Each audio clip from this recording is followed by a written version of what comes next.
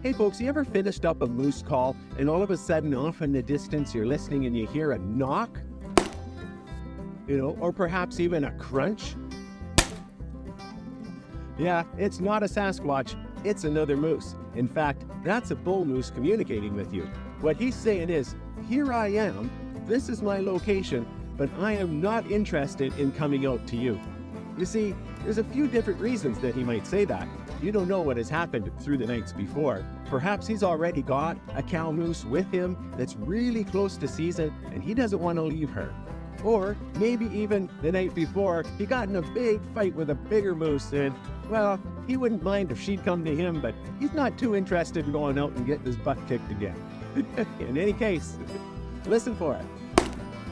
That's a bull moose knocking his antler on a big tree. I'm here. Come and see me.